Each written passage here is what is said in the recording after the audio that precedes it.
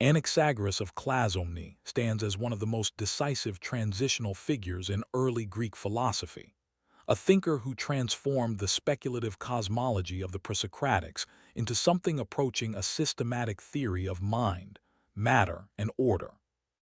Where his predecessors sought the origin of all things in a single substance, water, air, or the indefinite, Anaxagoras rejected the simplicity of such reductions and proposed instead a universe composed of an infinite plurality of elements, unified not by material identity but by an ordering principle he called nous, or mind.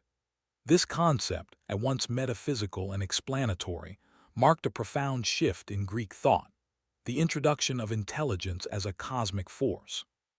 For Anaxagoras, the fundamental error of earlier philosophers lay in their assumption that change implied generation and destruction. When something appears to come into being or pass away, we are tempted to think that it emerges from nothing or dissolves into non-being. Anaxagoras denied this outright. Nothing, he argued, is ever created or destroyed. Rather, everything is a process of mixture and separation. What we call coming to be is merely the reconfiguration of pre-existing elements, and what we call passing away is their dispersal into new combinations. In this way, he preserved a principle of ontological continuity while accounting for the diversity of phenomena. This insight led him to articulate one of the most radical doctrines of early philosophy, the idea that everything is in everything. The world, according to Anaxagoras, is composed of infinitely divisible particles, often later called seeds, spermata, each containing portions of all qualities. There is no pure substance in the strict sense. What distinguishes one thing from another is not the absence of other qualities, but the predominance of certain ones. A piece of bread contains, in minute proportions, hair, flesh, bone, and all other substances. When we eat, these latent constituents are reorganized into the structures of the body. This doctrine overturns ordinary intuition. Instead of a world built from discrete, homogeneous elements, Anaxagoras presents a universe of total interpenetration, where difference is a matter of degree rather than kind. The apparent solidity of objects conceals an underlying complexity so vast that no boundary is absolute. Every part reflects the whole, and the whole is present in every part. In this sense, his cosmology anticipates a kind of proto-holism. Reality is not a collection of isolated units, but an interconnected continuum. Yet this raises a fundamental problem. If everything contains everything, how does order arise at all? Why does the world not remain an undifferentiated mixture? It is here that Anaxagoras introduces nous. Unlike the material constituents, nous is pure, unmixed, and self-sufficient. It is the only thing that exists in complete isolation from all others. Because it is not entangled in the universal mixture, it possesses a unique capacity. It can initiate motion and impose order. Nous is not merely a passive principle but an active force. It sets the cosmos into rotation, separating the dense from the rare, the hot from the cold, the bright from the dark. Through this process, structure emerges from chaos.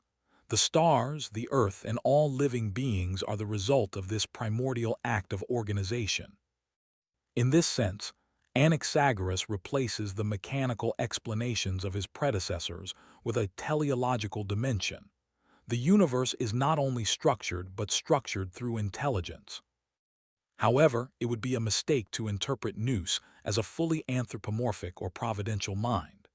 Anaxagoras does not attribute to it moral intentions or personal agency in the later theological sense.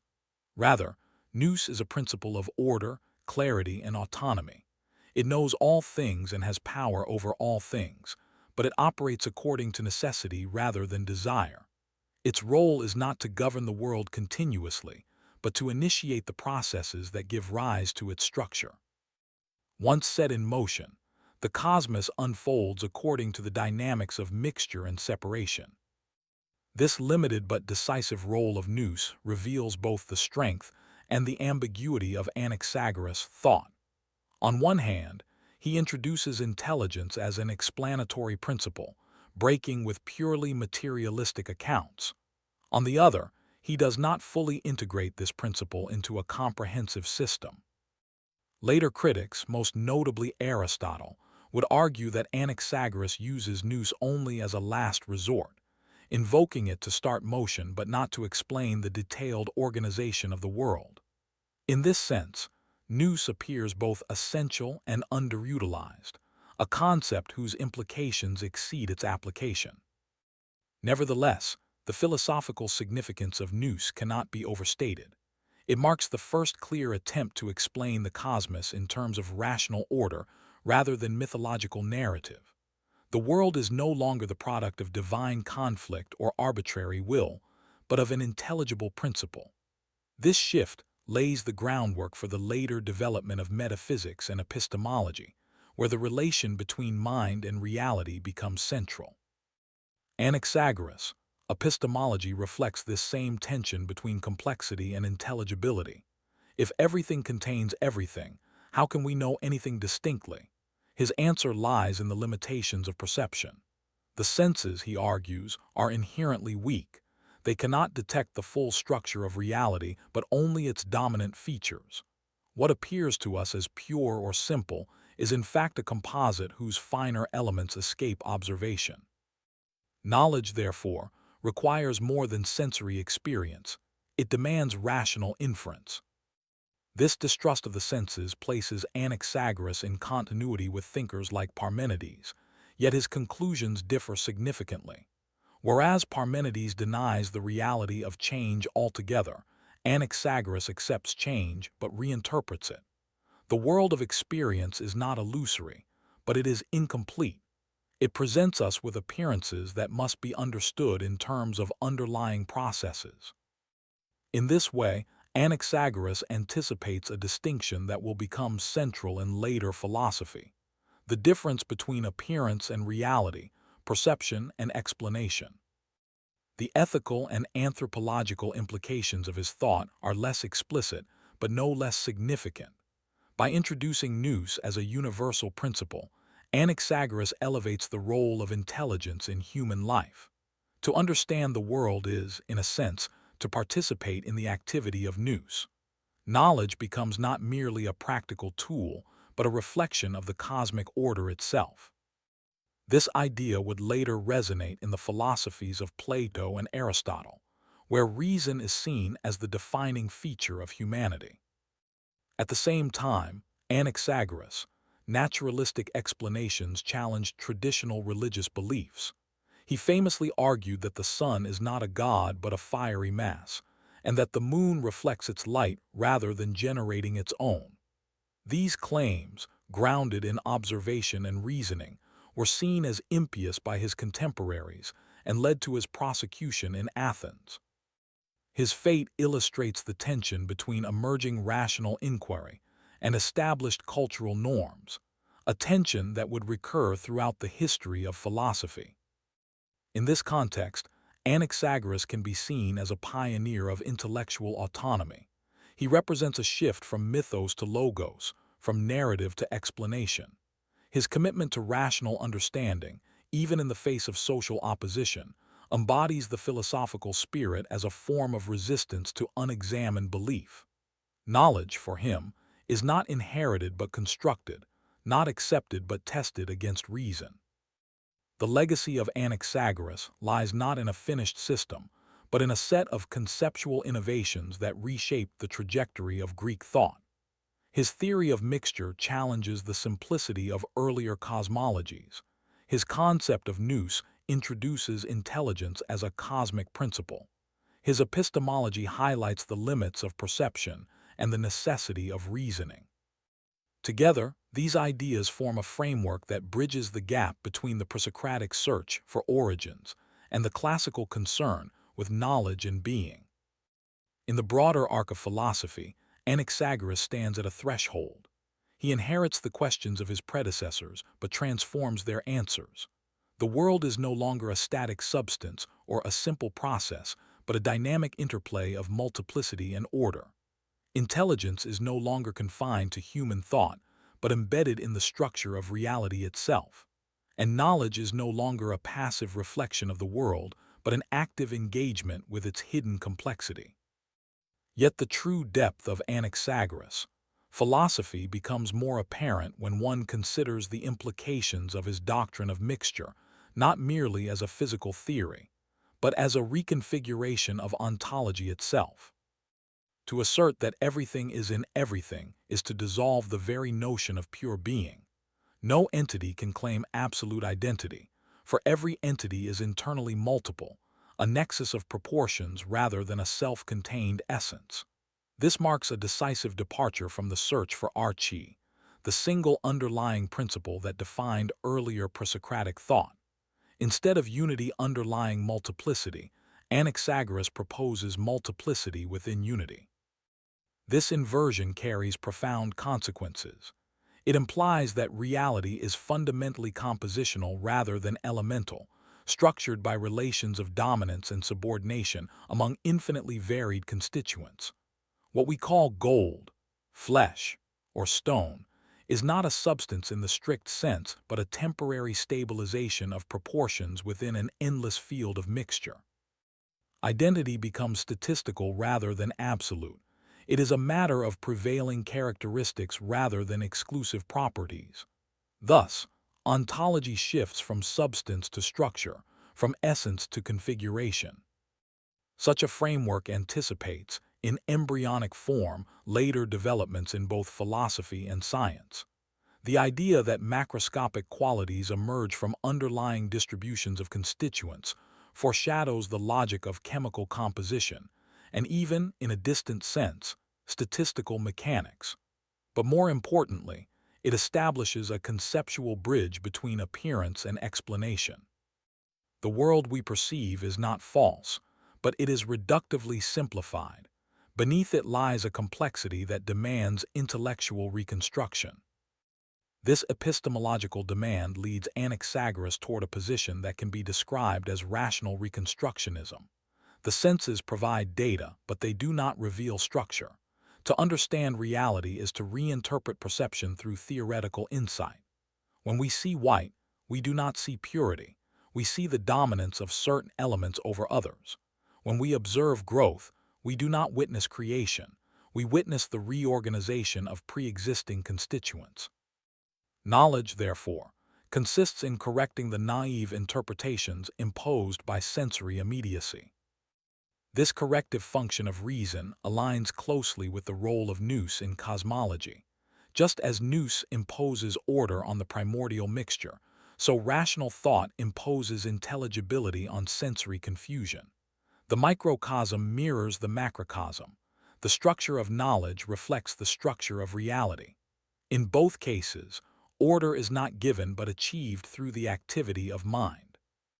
This parallel suggests that Anaxagoras' philosophy is not merely a theory of nature, but an implicit theory of cognition. However, this raises a further question. If Nous is pure and unmixed, how does it interact with the mixed world? The problem is subtle but unavoidable. A principle that is entirely separate from material constituents must nevertheless act upon them if it is to initiate motion. Anaxagoras does not provide a fully articulated mechanism for this interaction, and this omission would later become a focal point of criticism.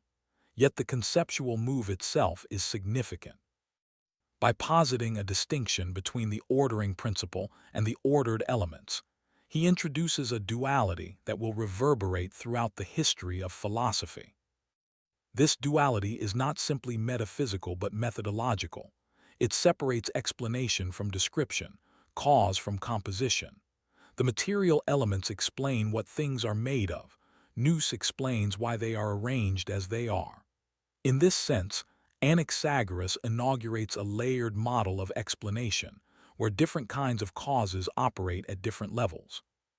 This anticipates Aristotle's distinction between material and efficient causes, even if it does not yet achieve the same systematic clarity.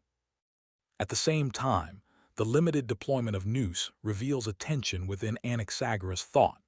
If intelligence is the principle of order, why is it not invoked more extensively to explain the details of natural phenomena? Why does the cosmos, once set in motion, proceed largely through mechanical processes of separation and mixture.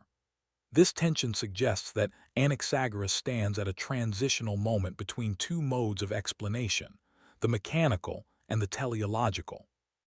He introduces purpose without fully integrating it, intelligence without fully elaborating its function. This partial integration may reflect a deeper philosophical hesitation. To attribute too much to Nous risks reverting to mythological explanations, where divine will replaces rational analysis. To attribute too little risks reducing the cosmos to blind mechanism. Anaxagoras navigates this tension by assigning Nous a foundational but restrained role. It initiates order but does not micromanage it. The universe is thus neither chaotic nor fully designed, but structured through an initial act of rational organization followed by natural processes. The cosmological model that emerges from this framework is both elegant and complex. In the beginning, all things are together in a dense, undifferentiated mixture. There is no separation, no distinct forms, only an infinite plurality of constituents in complete interpenetration. Then Nous sets this mixture into rotational motion. This rotation causes a gradual separation. The rarefied elements move outward, forming the heavens, while the dense elements concentrate toward the center, forming the earth. From this process arise the celestial bodies, the atmosphere, and eventually living organisms. This account replaces mythological cosmogony with a naturalistic narrative grounded in motion and differentiation. The cosmos is not created ex nihilo, but emerges from pre-existing conditions through intelligible processes. Yet the presence of Nous ensures that these processes are not purely accidental. The universe is intelligible because it is, at least in its origin, the product of intelligence. The emergence of life within this framework further illustrates Anaxagoras' commitment to continuity. Living beings are not fundamentally different from non-living matter. They are configurations of the same basic constituents. The distinction lies in organization rather than substance. This view undermines any strict separation between animate and inanimate, suggesting instead a spectrum of complexity. Life is not an intrusion into nature, but an expression of its underlying structure. Such a perspective carries implications for the status of human beings within the cosmos. If everything contains everything, and if intelligence is a cosmic principle, then human thought is not an anomaly but a localized manifestation of a universal capacity. To think is to participate in Nous, to engage in the same ordering activity that structures the universe. This elevates the epistemic act to a cosmological significance. Knowledge becomes a form of alignment with the rational structure of reality. Yet this elevation is tempered by the recognition of human limitation. Our senses are weak, our perceptions partial, our understanding always incomplete. The very complexity that makes knowledge possible also makes it difficult. The infinite divisibility of matter implies that there is always more to discover, more structure beneath the surface. In this sense, Anaxagoras anticipates a form of epistemological humility, the acknowledgement that reality exceeds our grasp, even as it invites our inquiry. This humility is not skepticism but discipline. It demands that we move beyond immediate appearances and subject our beliefs to rational scrutiny. It transforms philosophy from a speculative endeavor into a critical one. To know is not to accept but to analyze, to decompose the apparent simplicity of experience into its underlying complexity. This methodological shift marks a significant step toward the development of scientific thinking. The historical impact of Anaxagoras' ideas can be traced through their influence on later thinkers, particularly in Athens, where he spent much of his life. His association with Pericles brought philosophical speculation into direct contact with political and cultural life. Through this connection, the abstract concepts of cosmology began to intersect with questions of human order, governance, and rationality. The idea that the universe is governed by intelligence, resonated with the emerging ideals of reasoned discourse and civic deliberation. At the same time, his naturalistic explanations provoked resistance. To deny the divinity of celestial bodies was to challenge deeply held religious beliefs. The accusation of impiety leveled against him reflects not only a theological dispute but a broader conflict between traditional authority and rational inquiry. In this sense, Anaxagoras embodies the philosopher as a disruptive figure, one who destabilizes established meanings in the pursuit of understanding. This tension between innovation and resistance is not incidental but intrinsic to the philosophical enterprise. Every attempt to reinterpret the world encounters the inertia of existing frameworks.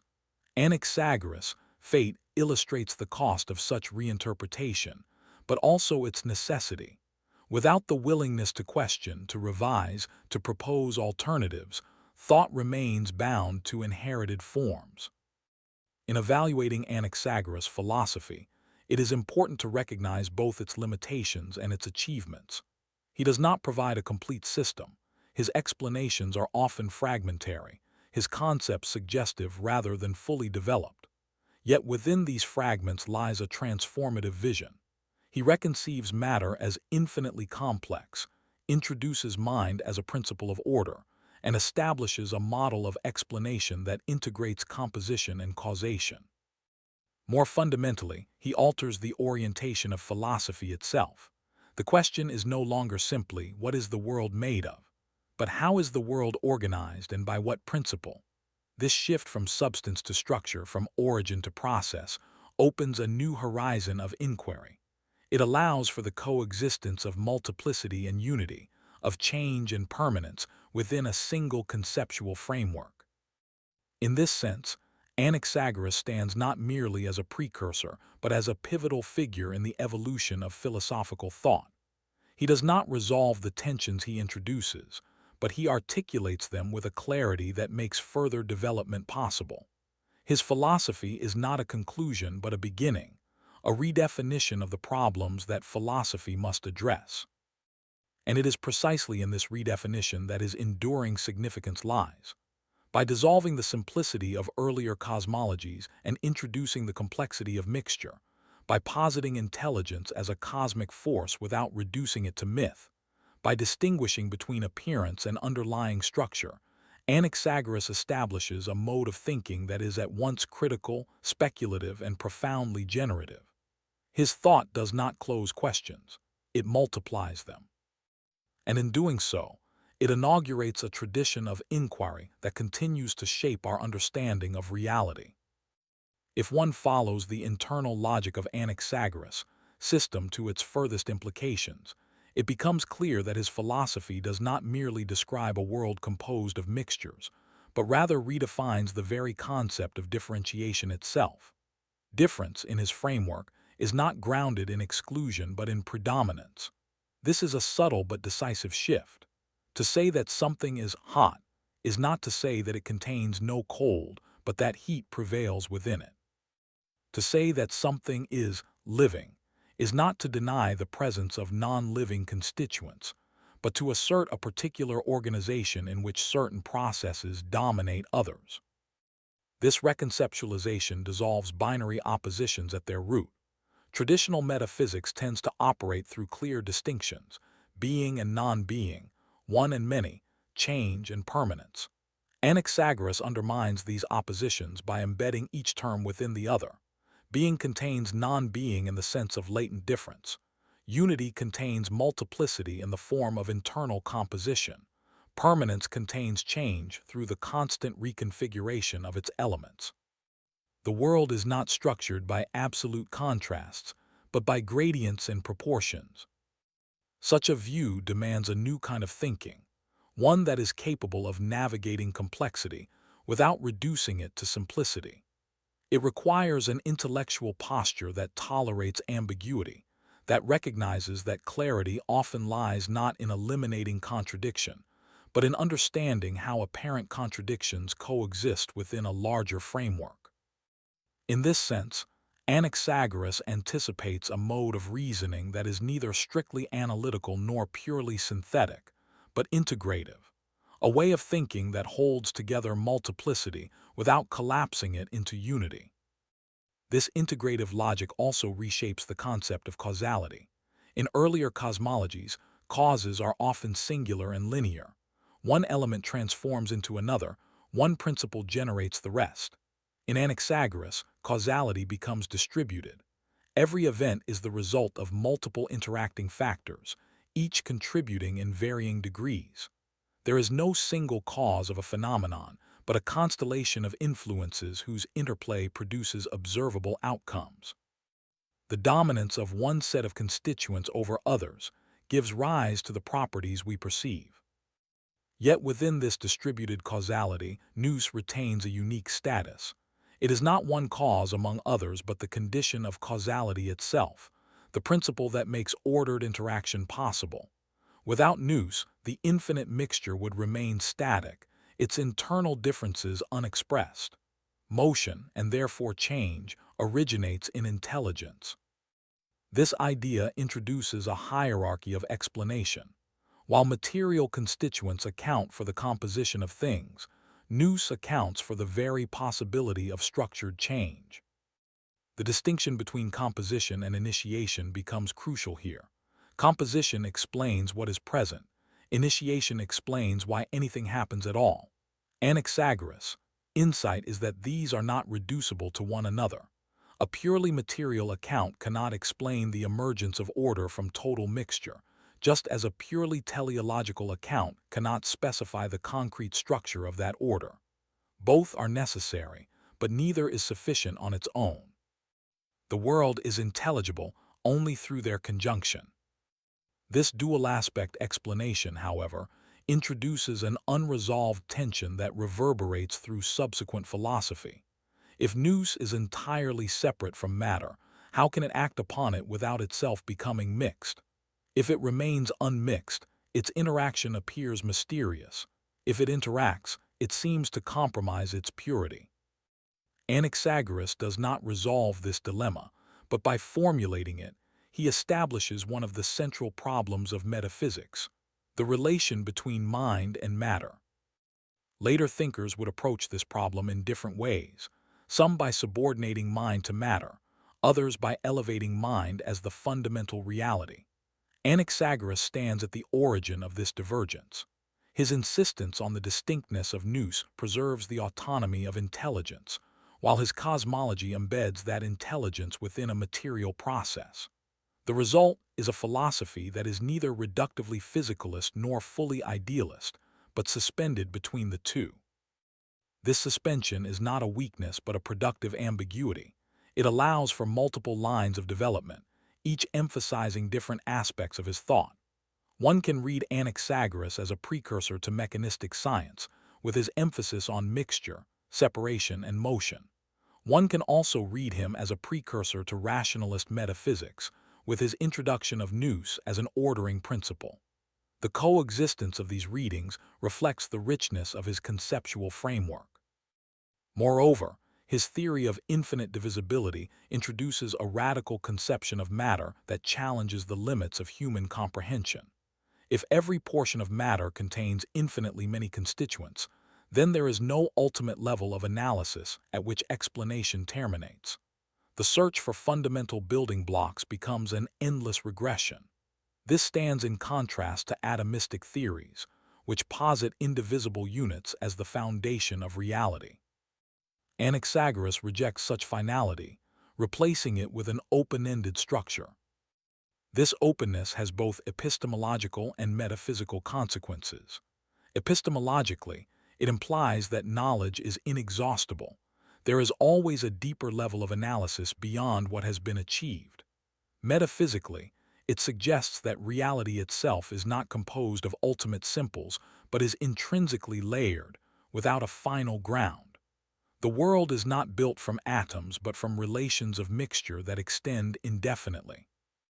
In this sense, Anaxagoras' universe is fundamentally non-reductive. It resists the temptation to explain complexity by reducing it to simplicity.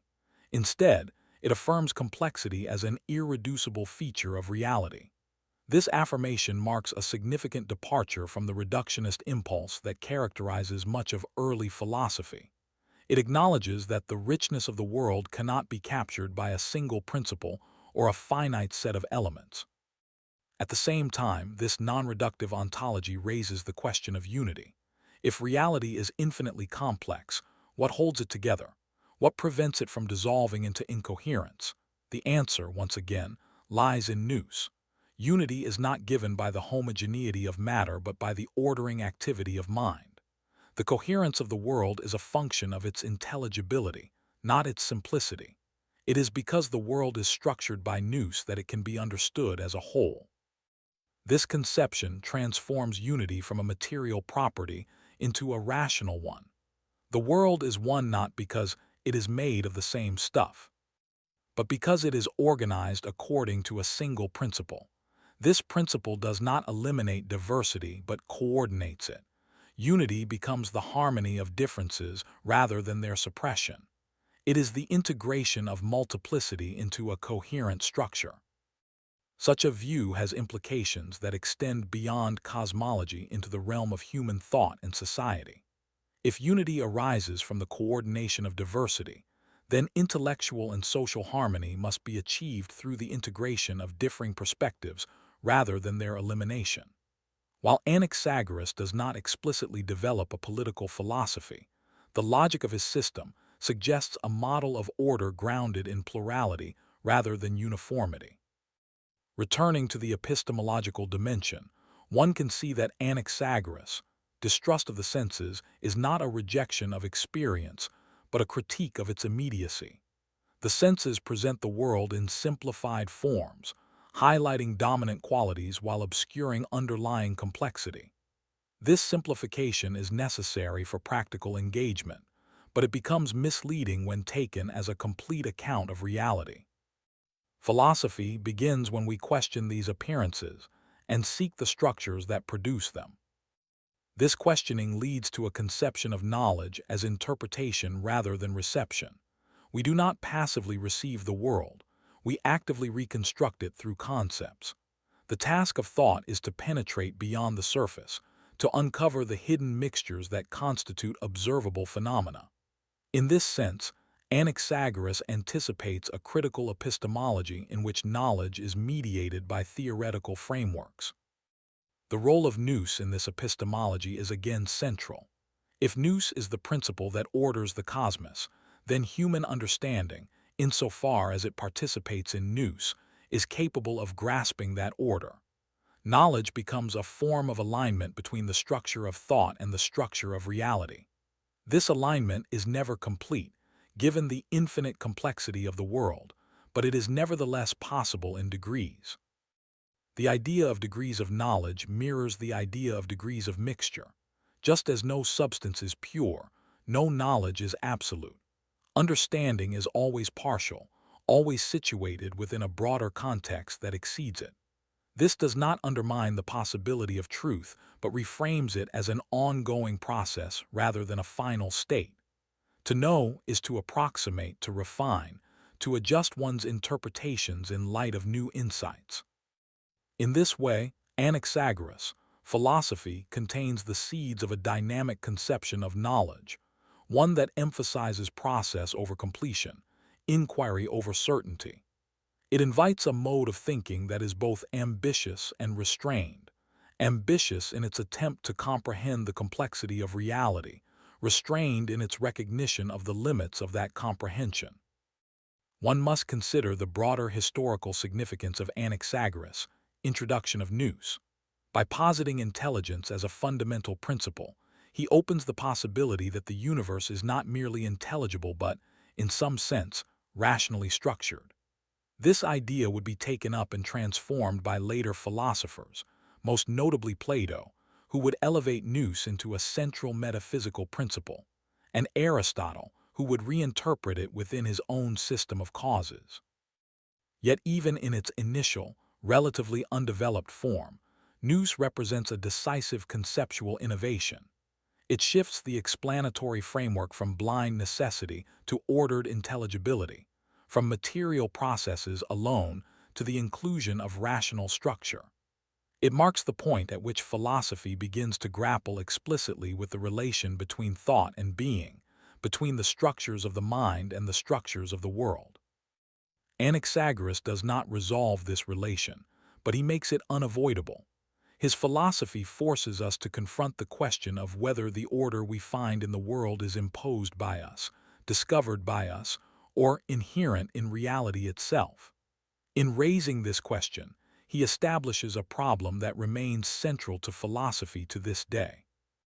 If one presses further into the implications of Anaxagoras' introduction of Nous, one begins to see that it is not merely an explanatory supplement to his cosmology, but a principle that destabilizes the entire Presocratic project.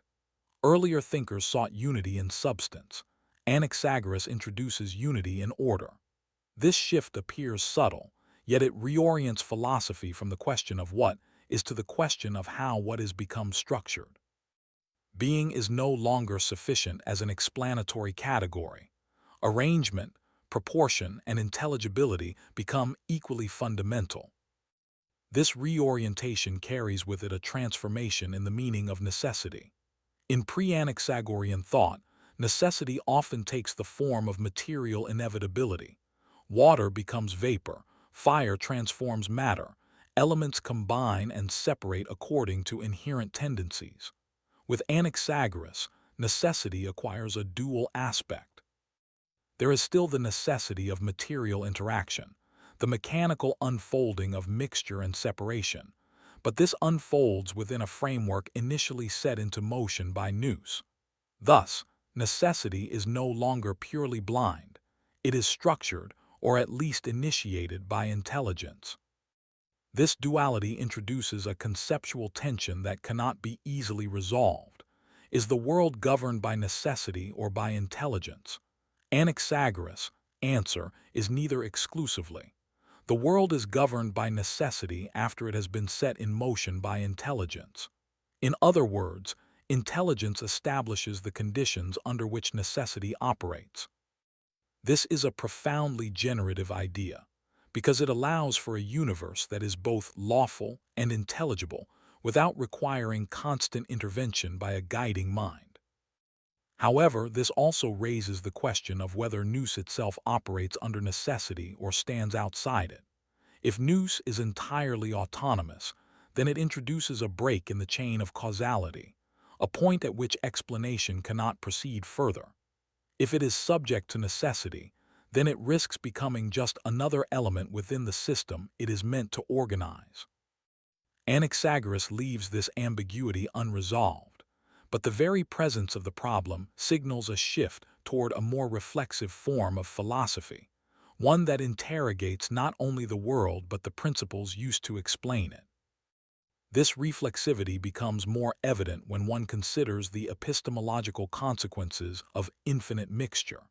If every object contains infinitely many constituents, then any act of knowing must involve a process of selective abstraction.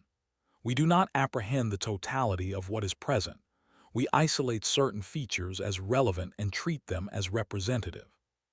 Knowledge, therefore, is inherently reductive, not in the sense of simplifying reality, but in the sense of focusing attention on particular aspects of it. This selective focus is not arbitrary. It is guided by practical and theoretical interests. We attend to what matters for our purposes, whether those purposes are survival, explanation, or contemplation. In this way, Anaxagoras anticipates a pragmatic dimension of epistemology, the recognition that knowledge is shaped by the questions we ask and the context in which we ask them. The world does not present itself as a ready-made object of knowledge. It becomes knowable through the structuring activity of inquiry. Here again, the analogy with Nous becomes evident. Just as Nous imposes order on the primordial mixture, human thought imposes conceptual order on the manifold of experience. The difference is one of degree rather than kind. Nous operates at the level of cosmic organization. Human reason operates within the domain of interpretation. Both, however, are expressions of a single principle, the capacity to distinguish, to separate, to structure. This continuity between cosmic and cognitive order suggests that Anaxagoras' philosophy contains an implicit theory of intelligibility as participation. To understand the world is not merely to observe it, but to engage in the same kind of structuring activity that makes it what it is. Knowledge is not external to reality, but internal to its unfolding. This idea, though only latent in Anaxagoras, would later become central to more developed metaphysical systems. At the same time, the infinite complexity of mixture ensures that this participation is always partial. No act of understanding can exhaust the structure of what it seeks to know. There is always a remainder, an excess that escapes conceptual capture. This introduces a limit condition into Anaxagoras epistemology, the recognition that knowledge, while possible, is inherently incomplete. The world is intelligible, but not fully transparent. This tension between intelligibility and opacity gives rise to a dynamic conception of inquiry. Knowledge is not a static possession, but a continuous process of refinement. Each attempt to understand reveals new layers of complexity, new relations that were previously unnoticed. In this sense, Anaxagoras' philosophy implies an open-ended epistemology, one in which the pursuit of knowledge has no final terminus. Such openness stands in contrast to the closed systems of thought that seek definitive answers. Anaxagoras does not offer a complete account of reality. He offers a framework within which further questions can be generated. His philosophy is productive rather than conclusive. It establishes principles that invite elaboration rather than doctrines that demand acceptance. This productive character is particularly evident in his treatment of natural phenomena.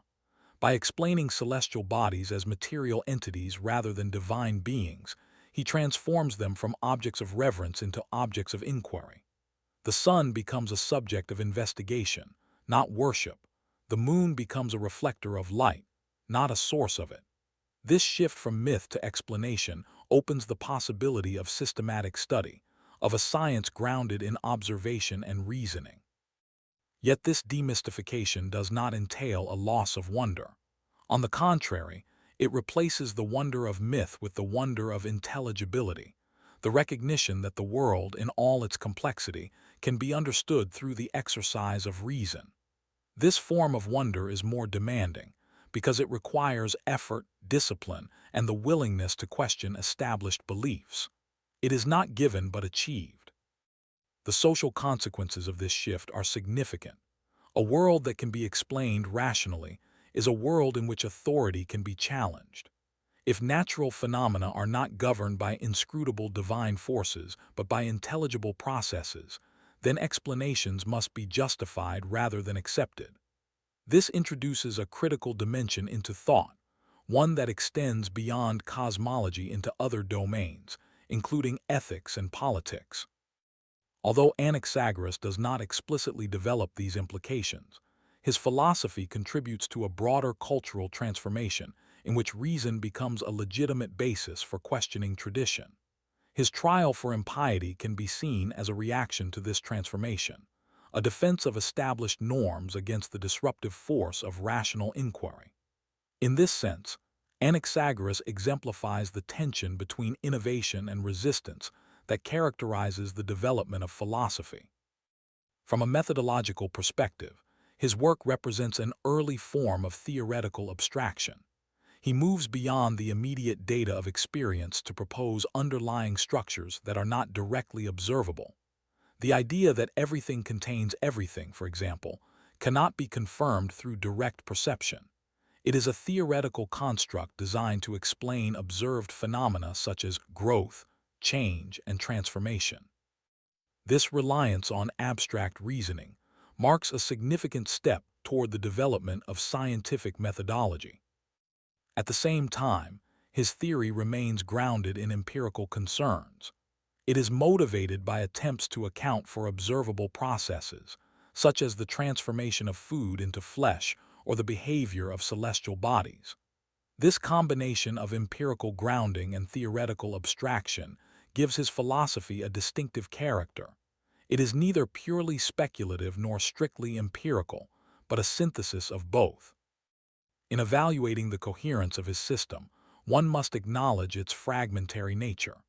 Much of what we know of Anaxagoras comes from later sources, and his own writings survive only in fragments.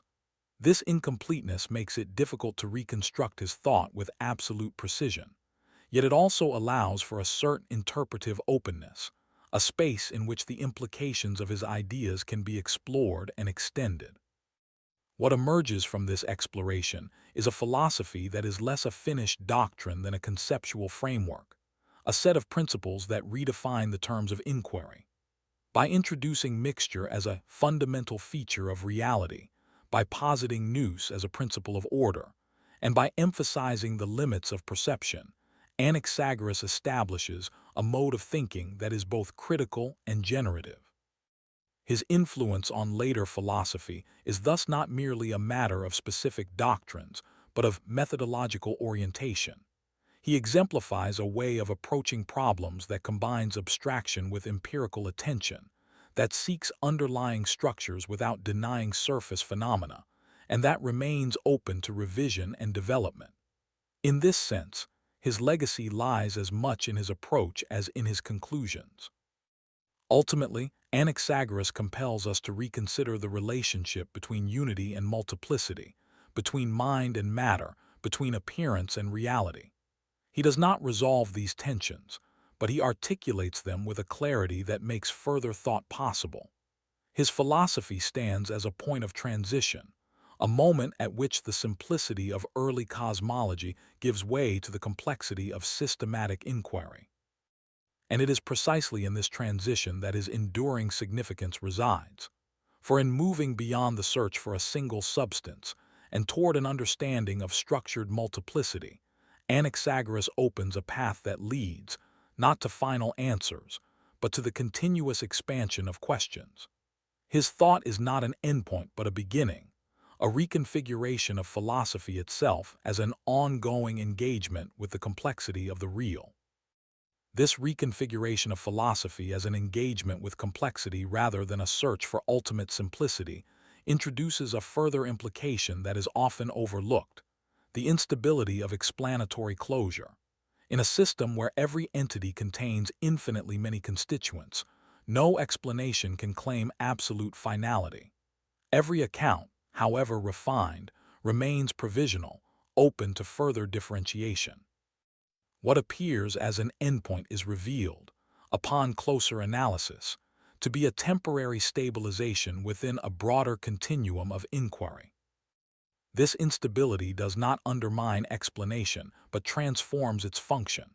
Explanation is no longer the reduction of the many to the one, but the articulation of relations within the many. To explain something is to situate it within a network of mixtures, to identify the dominant constituents and the processes through which they interact. The goal is not to eliminate complexity, but to render it intelligible. Such a conception alters the very criteria of adequacy in philosophy. A satisfactory account is not one that simplifies reality to the greatest extent possible, but one that preserves its structure while making it comprehensible. This demands a balance between abstraction and fidelity, between the need to generalize and the obligation to remain responsive to the diversity of phenomena. Anaxagoras' own theory exemplifies this balance. It introduces a unifying principle in nous while maintaining the irreducible plurality of material constituents. The interplay between unity and plurality in his system can be understood as a form of dynamic equilibrium. Unity is not imposed from without, nor is it derived from the elimination of difference. It emerges from the coordination of differences through an ordering principle. Plurality, in turn, is not chaotic but structured, its variations governed by relations of predominance and proportion. The cosmos, therefore, is neither a homogeneous whole nor a disordered aggregate, but a system in which multiplicity and order are mutually constitutive. This equilibrium, however, is not static. The processes of mixture and separation ensure that the configuration of the world is constantly in flux. Stability is always temporary, the result of ongoing interactions rather than a fixed state. Even the most enduring structures are subject to gradual transformation as their internal proportions shift. In this sense, Anaxagoras offers a vision of reality as fundamentally processual, where being is inseparable from becoming. Yet this processual character does not entail the dissolution of identity. Objects retain their identity not through immutability but through continuity of structure. A thing remains what it is so long as the proportions that define it persist within certain limits. Identity, therefore, is not absolute but threshold dependent. It is maintained through stability within change, rather than through resistance to it. This conception anticipates a more sophisticated understanding of persistence, one that avoids the extremes of strict permanence and total flux. It acknowledges that change is real and pervasive, but it also recognizes that change occurs within constraints that allow for the continuity of forms. In this way, Anaxagoras navigates between the positions of Parmenides and Heraclitus, offering a synthesis in which stability and transformation coexist.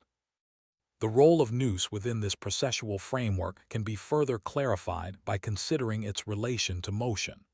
Motion, for Anaxagoras, is not an inherent property of matter, but something introduced from outside the mixture. Without Nous, the constituents of the cosmos would remain in a state of inert interpenetration.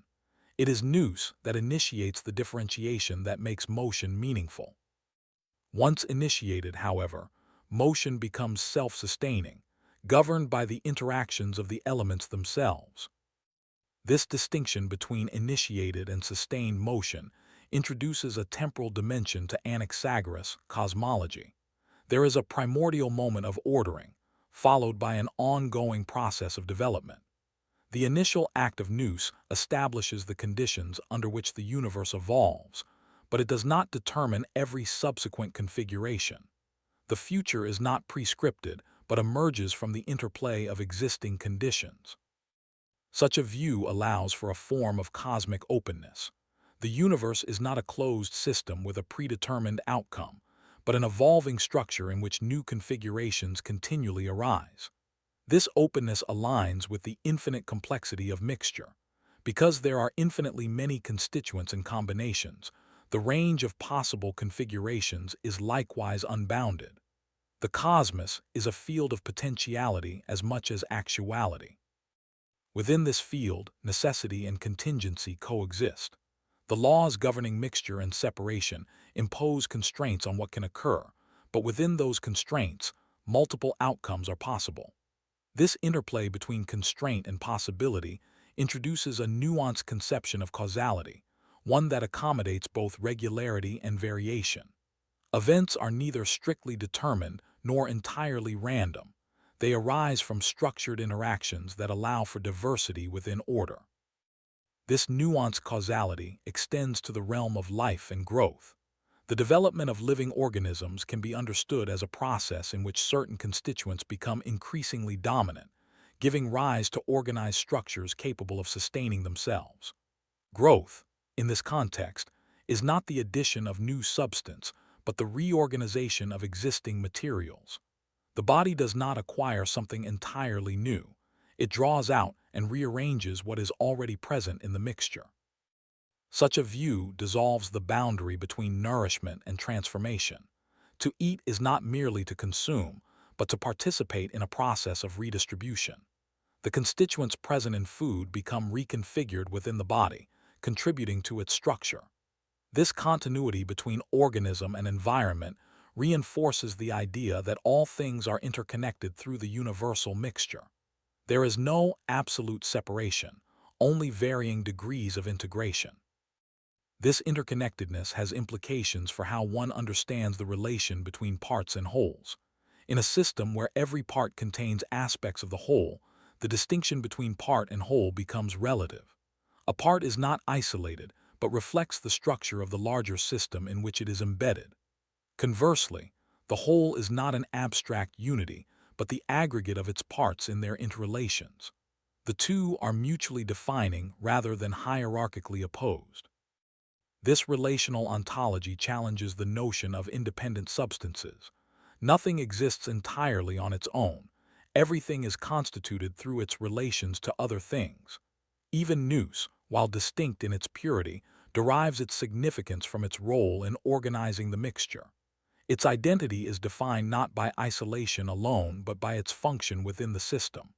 In this sense, relation becomes as fundamental as substance, if not more so. The emphasis on relation also reshapes the concept of explanation. To explain a phenomenon is to trace the network of relations that give rise to it, to identify the interactions through which certain constituents become dominant. This requires a mode of thinking that is attentive to context, to the ways in which local configurations are influenced by broader structures. Explanation becomes a matter of mapping interdependencies rather than isolating single causes. Such mapping is inherently complex, given the infinite divisibility of matter and the multiplicity of interactions. It demands a form of reasoning that can operate across different scales, from the minute to the cosmic. Anaxagoras does not provide the tools for such multi-scalar analysis, but his framework implies its necessity. To fully understand the world, one must be able to move between levels of organization, recognizing how patterns at one level relate to those at another. This multi-level perspective reinforces the idea that knowledge is always situated. What can be known depends on the level at which one is operating, the distinctions one is able to make, the tools one has at one's disposal. There is no view from nowhere, no complete perspective that encompasses all aspects of reality simultaneously. Each act of knowing reveals certain features while obscuring others. This limitation, however, is not merely a constraint. It is also a condition of possibility. Without selective focus, knowledge would be overwhelmed by the infinite complexity of the mixture. It is precisely because we can isolate certain aspects that we are able to understand anything at all. The partiality of knowledge is thus both its weakness and its strength. In this context, the role of philosophy can be understood as the continuous effort to expand the scope of this selective focus, to bring into view aspects of reality that were previously unnoticed or misunderstood. It is an activity of reconfiguration, of adjusting the boundaries of attention in response to new insights. Anaxagoras' own philosophy exemplifies this process. It expands the conceptual horizon of his predecessors by introducing new categories, mixture, predominance, nous, that allow for a more nuanced understanding of the world. The introduction of these categories does not eliminate earlier insights, but incorporates them into a broader framework. The elements identified by previous thinkers, earth, air, fire, water, are not rejected but reinterpreted as particular configurations within the universal mixture. In this way, Anaxagoras preserves continuity with the past while transforming its meaning. His philosophy is both innovative and integrative, extending rather than discarding the tradition from which it emerges. This integrative capacity is one of the defining features of his thought. It allows for the coexistence of multiple explanatory approaches, each addressing different aspects of reality. Material explanation accounts for composition, rational explanation accounts for order, empirical observation provides data, theoretical abstraction provides structure. None of these is sufficient on its own, but together they form a more comprehensive account. The challenge, of course, lies in maintaining coherence among these different modes of explanation. Without a unifying framework, they risk fragmenting into disconnected accounts. Anaxagoras' solution is to ground them in the concept of nous, which serves as the overarching principle that connects them. It is because the world is ordered by nous that it can be understood through a combination of observation and reasoning. Yet the reliance on nous also introduces a point of vulnerability. If nous is insufficiently specified, it risks becoming a placeholder rather than a genuine explanation, a name for what is not yet understood rather than an account of how it works. This ambiguity has led some interpreters to view Anaxagoras' system as incomplete, a promising framework that stops short of full articulation. However, this incompleteness can also be seen as a reflection of the complexity of the problems he addresses. The relation between mind and matter, the nature of causality, the structure of knowledge, these are not issues that admit of simple solutions.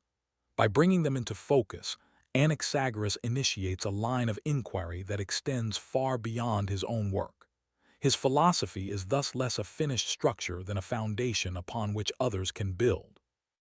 In this sense, his enduring significance lies not only in the answers he provides, but in the questions he raises. He compels us to reconsider what it means for something to be, to change, to be known. He challenges us to think beyond the limitations of immediate experience, to engage with the hidden complexity that underlies the apparent simplicity of the world.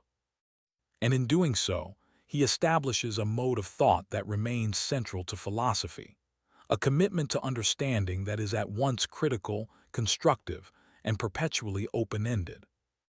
This perpetual openness of inquiry, grounded in the inexhaustible complexity of mixture, leads to a further transformation in how one must conceive the status of principles themselves. In earlier thought, a principal arch functioned as a terminus, an ultimate explanatory point beyond which no further questioning was required. For Anaxagoras, however, even principles become operational rather than terminal. Nous does not close explanation. It inaugurates a field of structured processes whose internal dynamics demand continued analysis. This shift effectively displaces the idea of final explanation with that of generative explanation. A principle is no longer that which ends inquiry, but that which enables it to proceed in a coherent manner. Nous does not eliminate the need to explain the details of the cosmos. It makes such explanations possible by establishing order. In this respect, Anaxagoras transforms the function of metaphysics. It becomes less about identifying ultimate substances and more about articulating the conditions under which intelligibility arises. From this vantage point, one can reinterpret his distinction between the mixed and the unmixed as more than a metaphysical claim. It becomes a methodological distinction. The mixed represents the domain of phenomena, complex, layered, and accessible only through analysis. The unmixed represents the condition of clarity, what allows distinctions to be drawn, relations to be identified, and structures to be articulated. Nous, as unmixed, is not simply a component of reality, but the principle that renders reality analyzable. This methodological reading helps clarify why Nous must remain separate. If it were itself part of the mixture, it would be subject to the same indeterminacy that characterizes all other constituents. Its explanatory power would collapse into the very complexity it is meant to illuminate. By remaining unmixed, Nous preserves a point of intelligibility within an otherwise infinitely complex system. It functions as a conceptual anchor, allowing thought to navigate the multiplicity of the real without being overwhelmed by it. Yet this anchoring function does not imply rigidity. On the contrary, it enables flexibility by providing a stable reference point from which variations can be understood. The constancy of Nous contrasts with the variability of mixture, creating a framework in which change can be measured and interpreted. Without such a contrast, change would lack definition. It would be indistinguishable from randomness. Thus, the unmixed is not opposed to the mixed but necessary for its intelligibility. This interplay between stability and variability can be extended to the level of conceptual analysis itself. In order to understand any phenomenon, one must hold certain elements constant while examining others. This selective stabilization mirrors the role of Nous at the cosmic level. It suggests that the act of knowing involves a kind of internal replication of the structure of reality. We create zones of conceptual clarity within a field of experiential complexity. Such replication, however, is never perfect. The concepts we employ are abstractions, simplifications of the underlying mixture. They capture patterns but not totality, relations but not the full extent of what is related. This gap between concept and reality introduces an element of epistemic tension. Our understanding is always both accurate and incomplete, both revealing and reductive. This tension becomes particularly evident when one considers the problem of boundaries. In a universe where everything contains everything, where does one thing end and another begin? The answer cannot lie in absolute separation, since no such separation exists. Instead, boundaries must be understood as functional distinctions, drawn for the purposes of explanation and interaction. They are not inherent divisions in reality, but conceptual tools that allow us to navigate it. This functional conception of boundaries has far-reaching implications. It implies that many of the distinctions we take for granted, between objects, between categories, even between disciplines, are not fixed features of the world but products of our interpretive frameworks. This does not render them arbitrary, but it does make them revisable. As our understanding deepens, the boundaries we draw may shift, revealing new connections and dissolving old separations. In this sense, Anaxagoras philosophy anticipates a form of conceptual fluidity. It encourages a mode of thinking that is responsive to the complexity of reality, willing to adjust its categories in light of new insights. This stands in contrast to rigid systems that impose fixed classifications on the world regardless of its variability. For Anaxagoras, the richness of the mixture demands a corresponding flexibility in thought. At the same time, this flexibility must be balanced by the need for coherence. Without some degree of stability in our concepts, understanding would fragment into disconnected observations. The challenge, therefore, is to maintain a dynamic equilibrium between stability and adaptability, between the constancy provided by principles like Nous and the variability revealed through analysis of mixture. This challenge is not merely theoretical but practical. It shapes how one approaches inquiry, how one evaluates explanations, how one integrates new information. Anaxagoras' framework suggests that knowledge advances not through the accumulation of isolated facts, but through the continuous reorganization of conceptual structures. Each new insight prompts a reassessment of existing categories, leading to a more refined understanding of the relations that constitute reality. The emphasis on reorganization aligns with his broader conception of change. Just as physical transformation involves the rearrangement of constituents, intellectual progress involves the rearrangement of ideas. There is a parallelism between the structure of the world and the structure of thought. Both are dynamic systems in which stability emerges from ongoing processes of adjustment. This parallelism extends to the notion of error. If knowledge is a process of approximation, then error is not simply a failure but a stage within that process. Misinterpretations arise when certain aspects of the mixture are overemphasized or overlooked, leading to distorted representations. The correction of error involves recalibrating these emphases, bringing our conceptual structures into closer alignment with the underlying complexity of reality. In this way, Anaxagoras' philosophy implicitly supports a fallibilistic epistemology, one that recognizes the inevitability of error while affirming the possibility of improvement. Although he does not articulate this position explicitly, it follows naturally from his account of infinite complexity and partial knowledge. If reality cannot be exhaustively known, then no claim to knowledge can be beyond revision. This fallibilism does not lead to skepticism, but to a disciplined form of inquiry.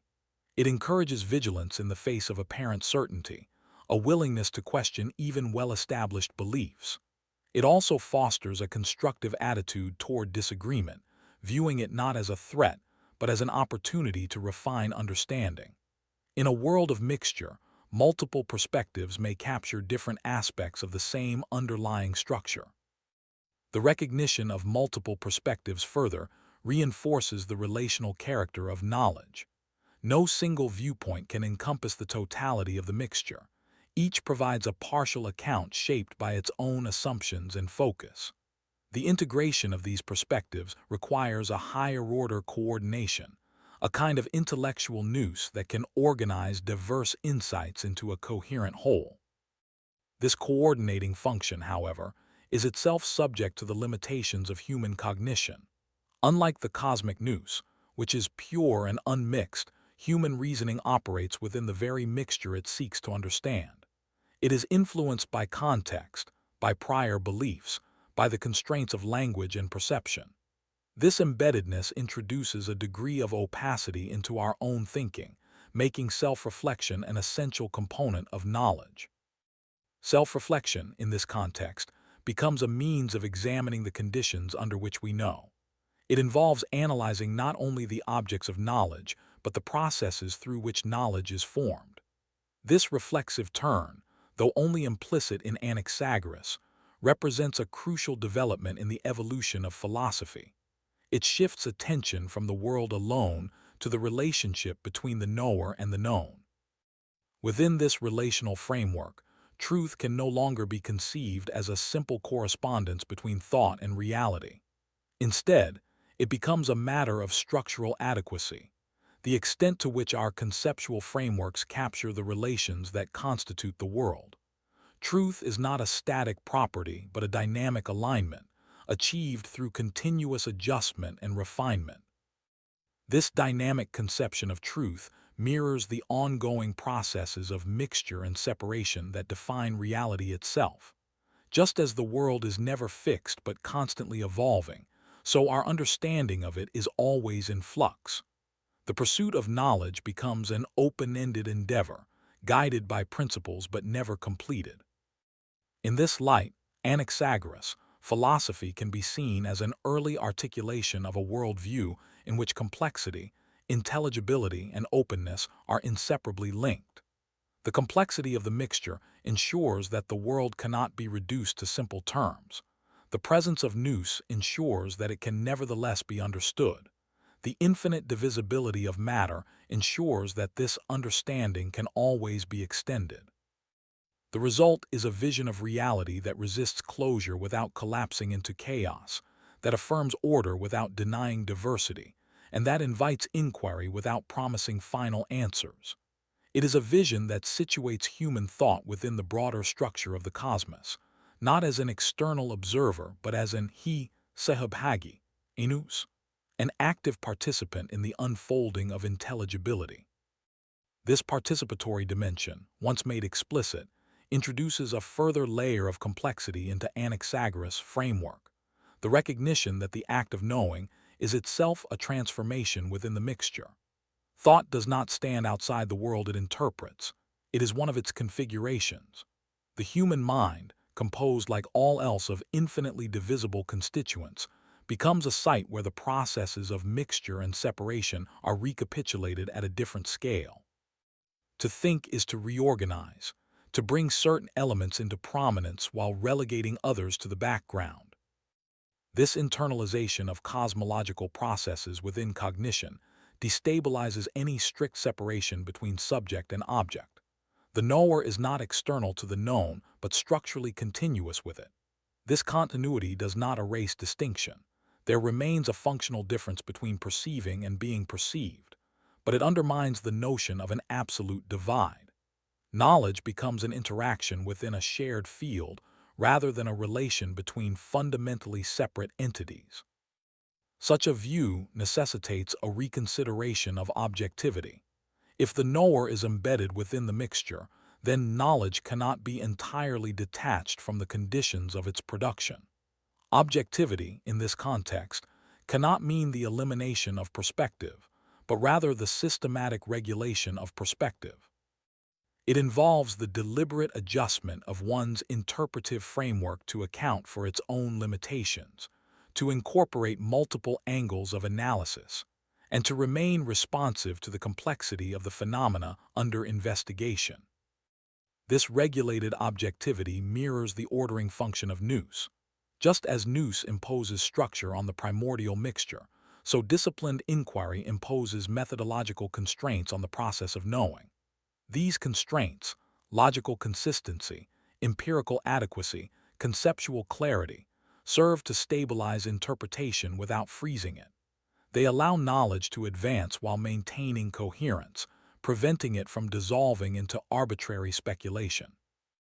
At the same time, the embeddedness of thought within the mixture ensures that such regulation is never complete.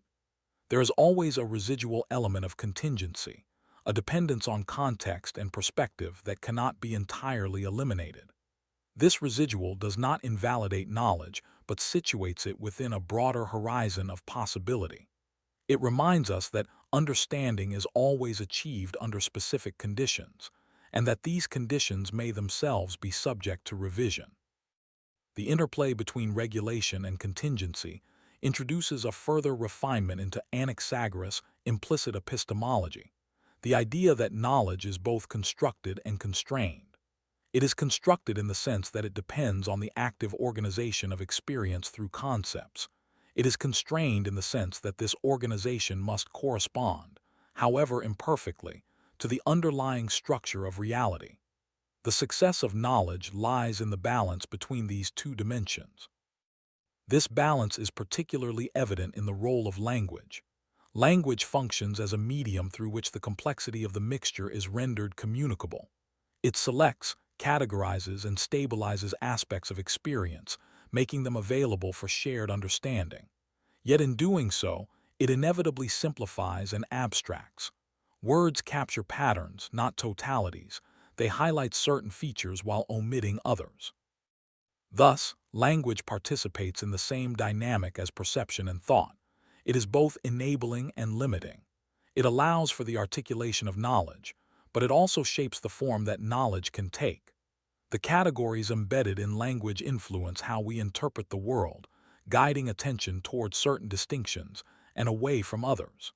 In this sense, linguistic structures can be seen as extensions of the conceptual frameworks through which we engage with the mixture. This recognition opens the possibility of conceptual revision at the level of language itself. If our words shape our understanding, then refining our language becomes part of refining our knowledge. New terms, new distinctions, new ways of articulating relations can reveal aspects of reality that were previously obscured. Anaxagoras' own introduction of terms like nous and his redefinition of mixture exemplify this process. By altering the conceptual vocabulary, he alters the horizon of what can be thought. The horizon thus expanded is not static but continually shifting. Each conceptual innovation reconfigures the field of inquiry, creating new possibilities for explanation while rendering previous frameworks incomplete.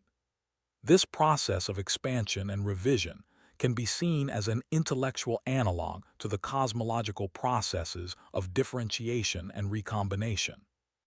Just as the world evolves through the reorganization of its constituents, so thought evolves through the reorganization of its concepts. Within this evolving horizon, the distinction between discovery and invention becomes increasingly blurred. To what extent are we uncovering structures that exist independently of us? And to what extent are we imposing structures that reflect our own modes of understanding? Anaxagoras' framework suggests that this is a false dichotomy. Because thought is embedded within the same mixture it seeks to understand, the structures it identifies are both discovered and constructed. Discovered in that they correspond to real relations, constructed in that they are articulated through human conceptual systems. This dual character of knowledge reinforces the idea that understanding is an interactive process, one that unfolds through the continuous adjustment of both the knower and the known. The world presents itself in certain ways, but it also responds to the frameworks through which it is interpreted. Inquiry becomes a dialogue rather than a one-sided observation, a process in which both terms are transformed. Such a dialogical conception of knowledge aligns with the broader relational ontology implicit in Anaxagoras' thought. If everything is interconnected through the universal mixture, then no entity can be fully understood in isolation. Each phenomenon must be situated within a network of relations, each concept within a system of meanings. Understanding becomes a matter of tracing these connections, of mapping the pathways through which different elements influence one another. This mapping is necessarily incomplete, given the infinite complexity of the mixture, but it can be progressively refined. Each new insight reveals additional connections, extending the network of relations and deepening our understanding of how the world is structured. The process is cumulative but not linear. It involves revisiting and revising previous interpretations in light of new evidence and new perspectives. The cumulative yet revisable character of knowledge introduces a temporal dimension into Anaxagoras' implicit epistemology. Understanding unfolds over time, through successive approximations that build upon and transform one another. There is no single moment of complete comprehension, only an ongoing process of development. This temporal aspect mirrors the unfolding of the cosmos itself, reinforcing the parallel between the structure of reality and the structure of thought. Within this temporal framework, tradition acquires a new significance. The ideas of earlier thinkers are not simply replaced but reinterpreted, integrated into new frameworks that extend their scope. Anaxagoras' own philosophy exemplifies this process, as it reconfigures the insights of his predecessors into a more complex and flexible system. Tradition becomes a resource rather than a constraint, a reservoir of concepts that can be adapted and transformed. At the same time, the openness of inquiry ensures that no tradition can remain fixed. Each generation must reinterpret the past in light of its own questions and concerns, bringing new aspects of earlier ideas into focus. This ongoing reinterpretation prevents philosophy from becoming static, maintaining its vitality as a living discipline. The vitality of philosophy, in this sense, derives from its capacity to engage with the unresolved tensions that define human understanding. Anaxagoras' philosophy does not eliminate these tensions, but articulates them in a way that makes them productive. The tension between unity and multiplicity, between mind and matter, between appearance and reality. These are not problems to be solved once and for all, but conditions that drive inquiry forward. By situating these tensions within a framework of mixture and order, Anaxagoras provides a way of thinking that accommodates complexity without succumbing to incoherence. He shows that it is possible to affirm the richness of the world while maintaining a commitment to intelligibility, to recognize the limits of knowledge without abandoning the pursuit of understanding. This balance between affirmation and restraint, between openness and structure, defines the enduring relevance of his thought. It offers a model of philosophical inquiry that is neither dogmatic nor skeptical, neither reductive nor relativistic. It is a model grounded in the recognition that reality is both complex and intelligible, that knowledge is both possible and incomplete, and that the task of philosophy is to navigate this duality with rigor and imagination. This navigation of duality, between complexity and intelligibility, construction and constraint, can be extended further into a consideration of order as an emergent and sustained condition rather than a static imposition.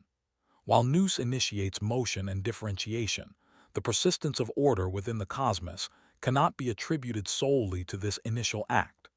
Order, once established, must be maintained through the ongoing interactions of the constituents themselves. In this sense, the cosmos becomes self-organizing after its initial structuring. This transition from imposed to sustained order introduces a subtle but significant refinement. It suggests that intelligibility is not merely the result of a singular intervention, but is continuously reproduced through the internal dynamics of the system. The patterns that emerge from mixture and separation do not simply persist passively. They are actively stabilized by the relations among their components. Order is thus both given and generated, both initiated and perpetuated. Such a view anticipates a conception of systems in which local interactions give rise to global structures. The behavior of the whole cannot be reduced to the properties of individual constituents, yet it is entirely dependent on their interactions. The cosmos, in this light, becomes a network of interdependent processes, where the macroscopic order we observe emerges from the cumulative effect of countless microlevel relations. This emergent order does not eliminate the role of Nous, but it reframes it. Nous becomes less a continuous governor and more a foundational condition, an origin of differentiation whose consequences unfold autonomously. This reframing preserves the distinctiveness of Nous while allowing for a naturalistic account of the world's ongoing development. It bridges the gap between teleological and mechanical explanations without fully collapsing one into the other. The notion of emergence also deepens the understanding of qualitative difference within Anaxagoras' system.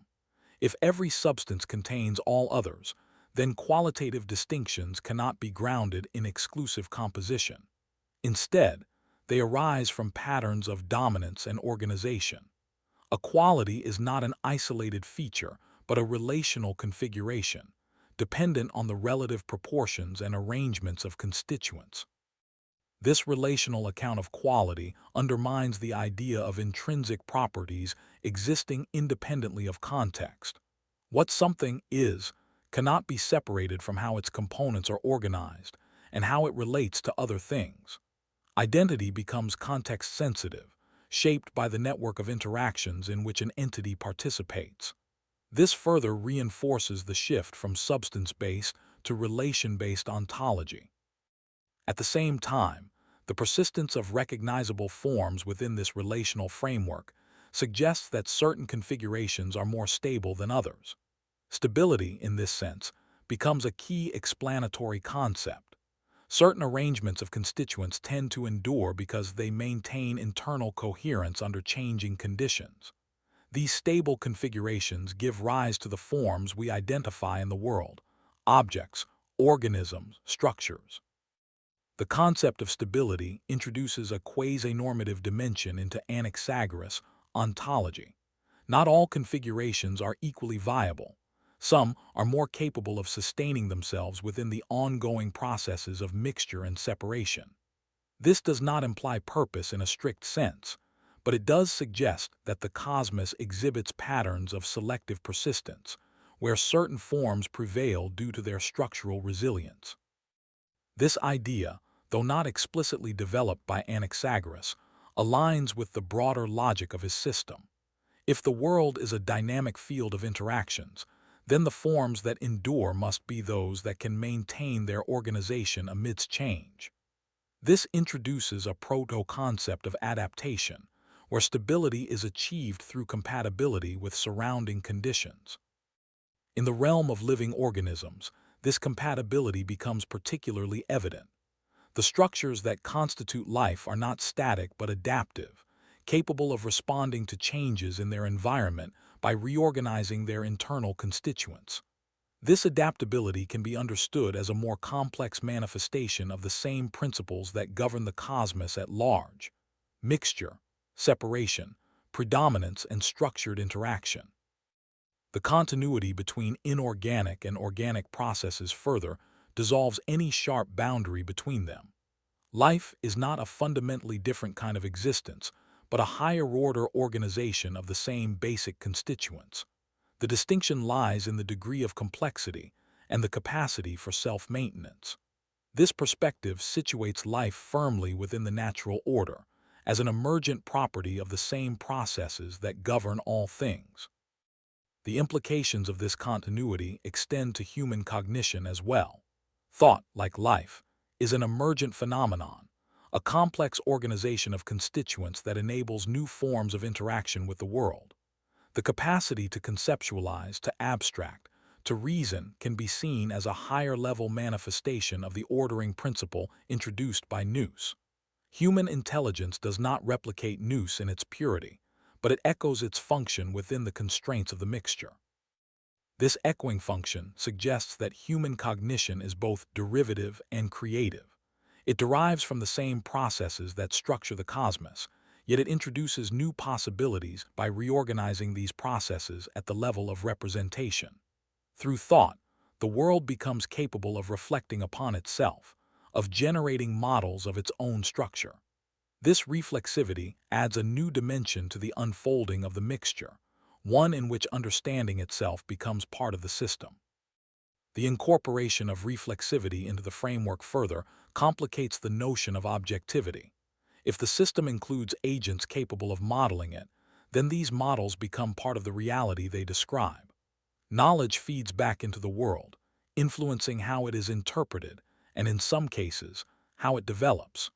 This feedback loop blurs the line between description and participation, reinforcing the idea that knowing is an active process within the mixture.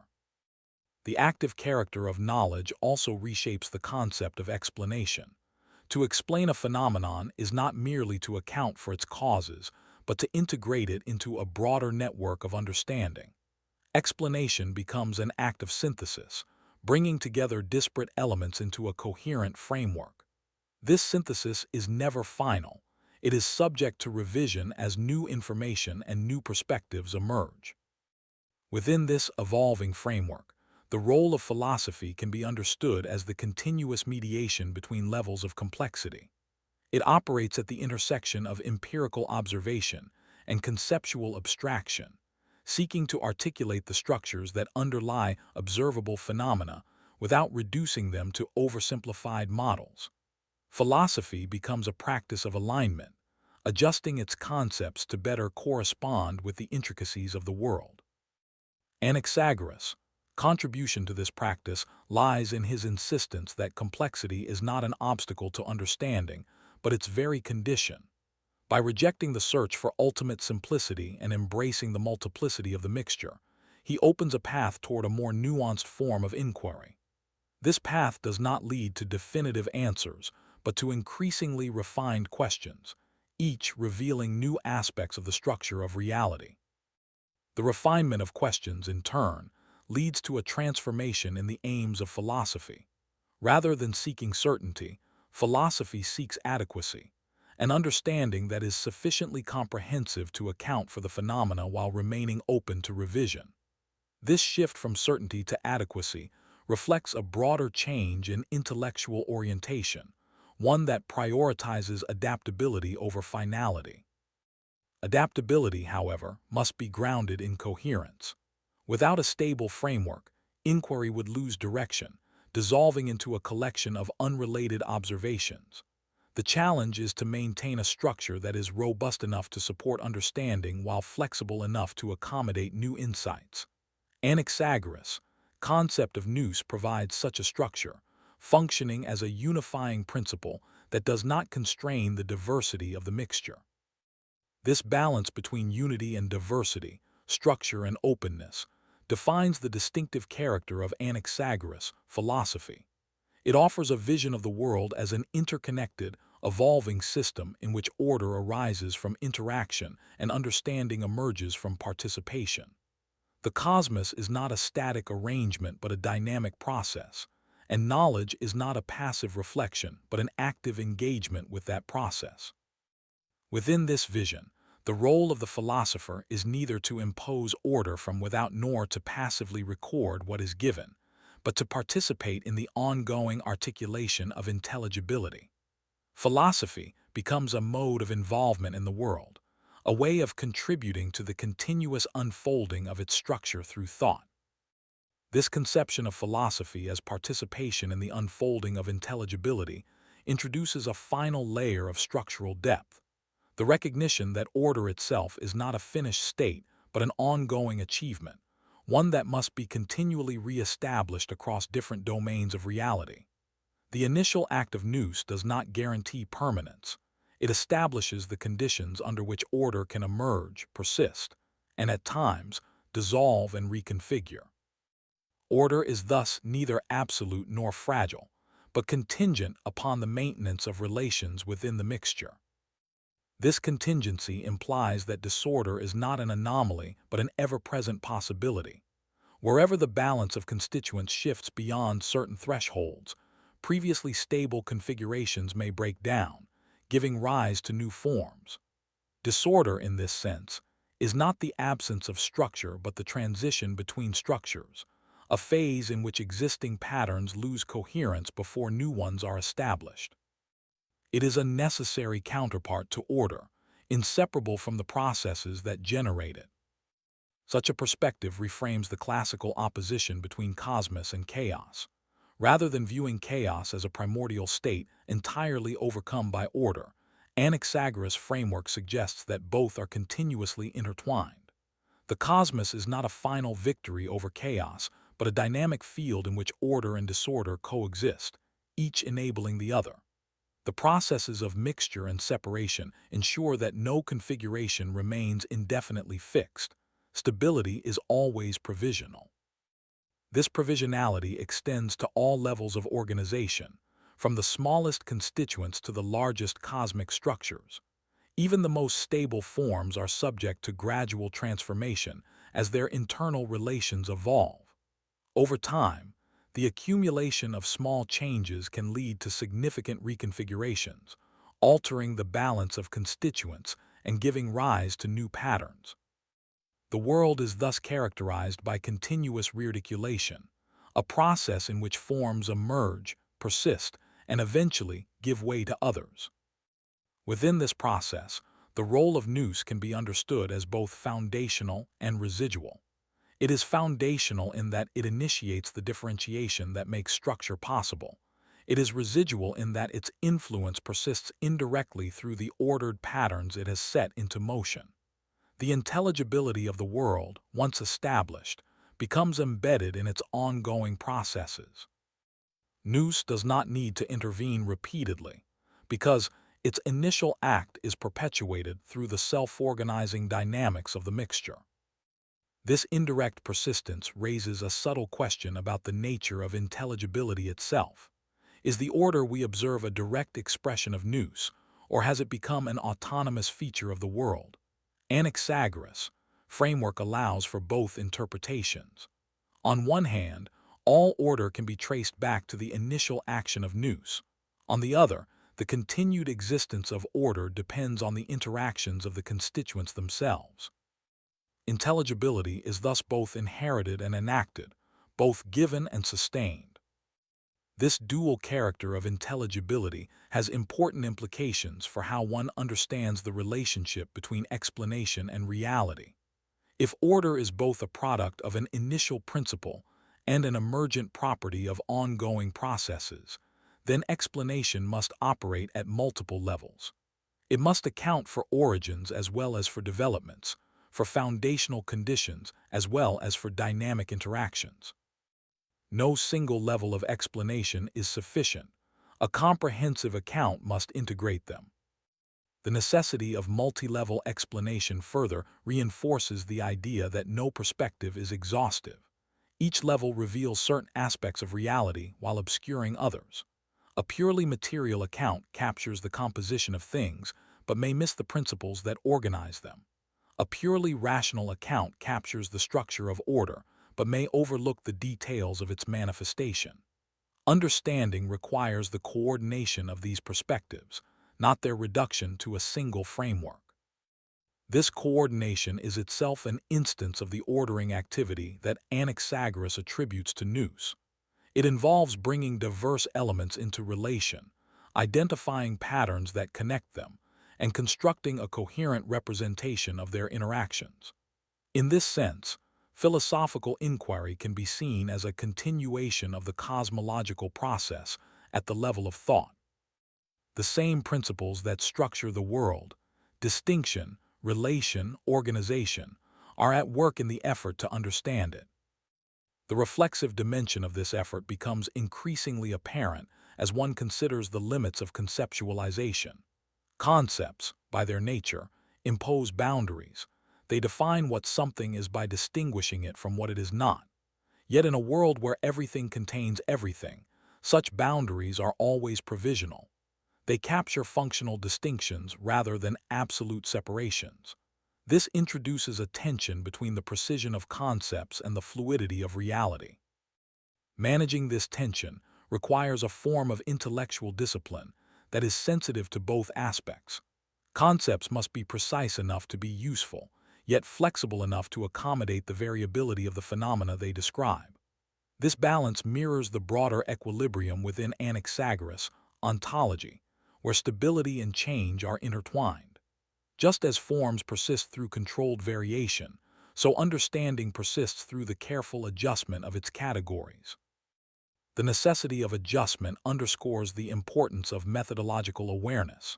To engage with a complex reality, one must be aware not only of the objects of inquiry, but of the methods used to investigate them. Different methods highlight different aspects of the mixture. Each carries its own assumptions and limitations. Recognizing these limitations is essential for avoiding the reification of partial perspectives into absolute truths. This methodological reflexivity aligns with the broader epistemological humility implicit in Anaxagoras thought. It acknowledges that no single approach can capture the entirety of the real, and that progress in understanding depends on the interplay of multiple approaches. Empirical observation, logical analysis, conceptual innovation, each contributes to the articulation of intelligibility, but none is sufficient on its own. The interplay of methods also reflects the relational nature of knowledge. Just as phenomena are understood through their relations to other phenomena, methods are understood through their relations to other methods. The effectiveness of a given approach depends on how it integrates with others, how it complements their strengths and compensates for their weaknesses. Knowledge, in this sense, is a network rather than a hierarchy, a system of interconnected practices rather than a linear progression. Within this network, the role of philosophy is to maintain coherence while allowing for diversity. It does not impose uniformity, but seeks to articulate the relations that connect different forms of inquiry. This integrative function is particularly important in a framework like that of Anaxagoras, where the complexity of the mixture resists reduction to any single explanatory model. Philosophy becomes the space in which these models are brought into dialogue, where their assumptions are examined and their implications explored. The dialogical character of philosophy further emphasizes its participatory nature. Inquiry is not a solitary activity, but a collaborative process in which multiple perspectives contribute to a shared understanding. This collaboration mirrors the interconnectedness of the mixture itself, where no element exists in isolation. Just as the world is constituted through relations, so knowledge is constituted through interaction. The recognition of interaction as fundamental extends beyond human inquiry to the structure of reality as a whole. Every entity, every process, every form is defined by its relations to others. There are no isolated substances, only nodes within a network of interactions. This relational ontology dissolves the notion of self-sufficient being, replacing it with a conception of existence as inherently interconnected. Such interconnectedness carries with it a profound implication, that the structure of the world is not merely something to be observed, but something in which we are inevitably involved. Our actions, our thoughts, our interpretations all contribute, however minimally, to the ongoing reconfiguration of the mixture. We are not external spectators, but internal participants in the processes that constitute reality. This participatory condition does not grant us control over the cosmos, but it situates us within its dynamics. It implies a form of responsibility, not in a moralized sense imposed from outside, but as a consequence of being part of an interconnected system.